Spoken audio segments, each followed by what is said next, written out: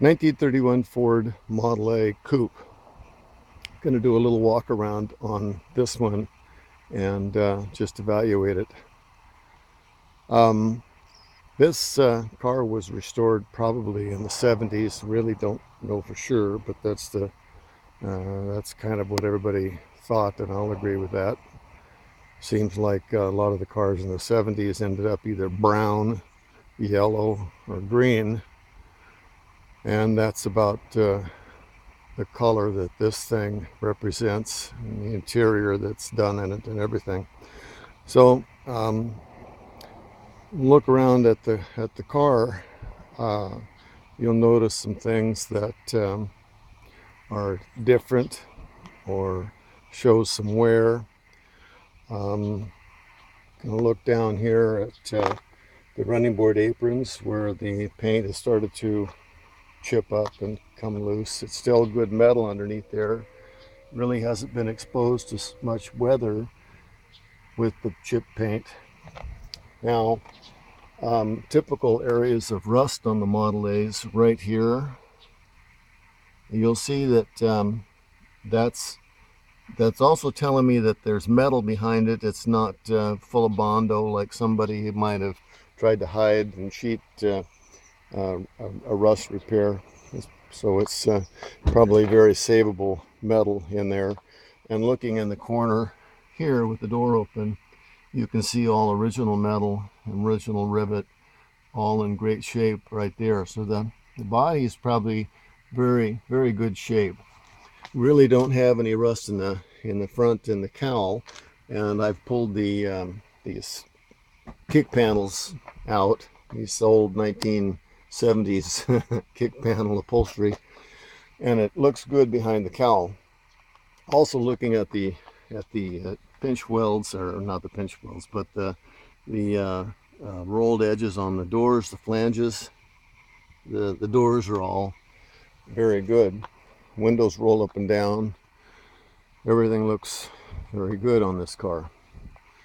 Now, when somebody did this restoration back then, they took out the cloth insert and welded in a steel panel.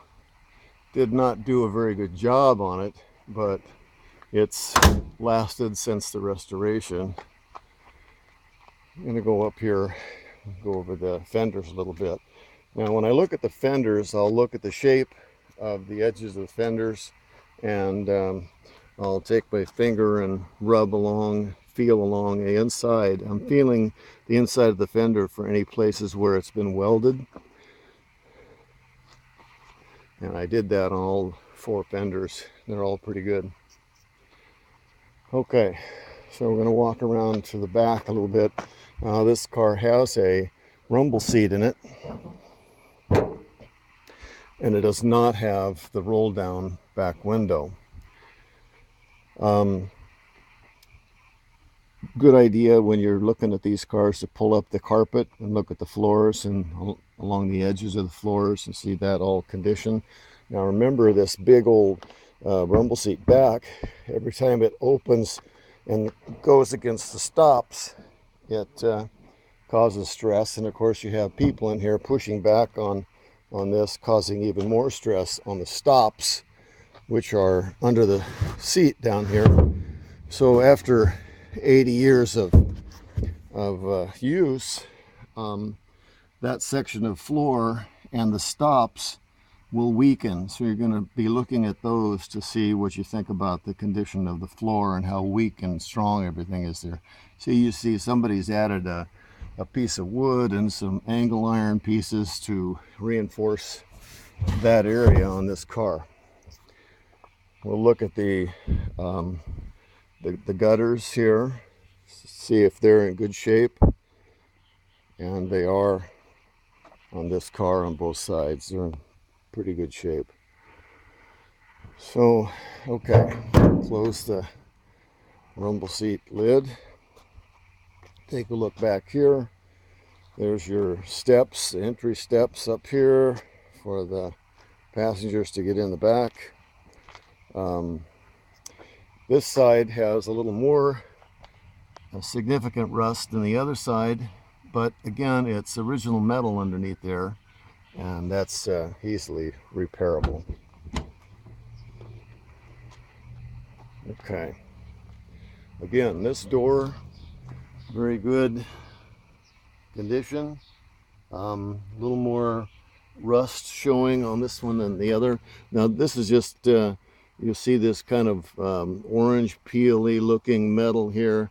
That is rust underneath the metal. It didn't really get cleaned and prepped when they did this door, and the same across the top. Still very good solid metal here. Okay, we're going to go inside. We're looking at the door jambs again. All very good metal, all very solid.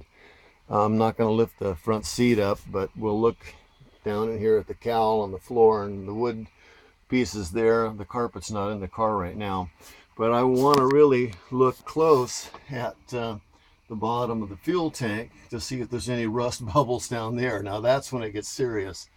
If you got rust bubbles showing on the bottom of the tank, then that's telling me that the gas tank has water in it, or had, and will start to leak in not too long a time.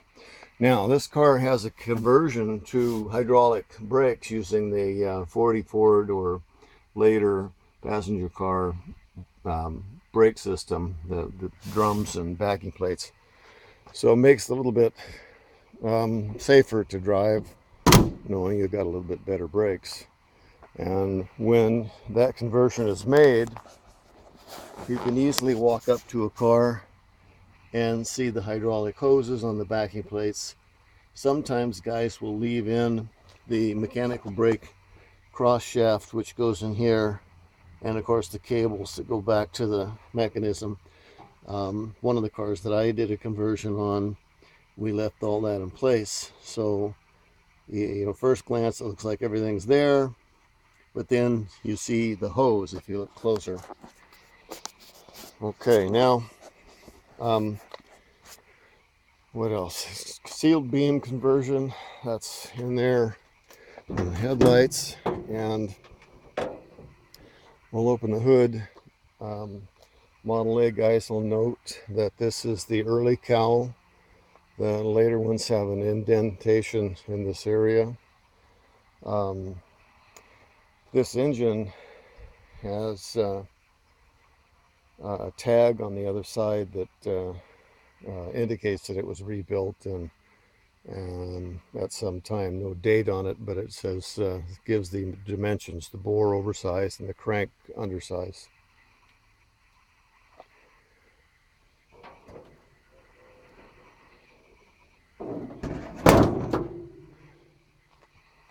Okay, so there's a few little details on the 31 Ford Model A Coupe. No, it is not for sale. I just do these to help show other people what are some of the things are that I'm looking at when I go out to inspect, appraise, or purchase another car for us car guys around here. Thanks for watching.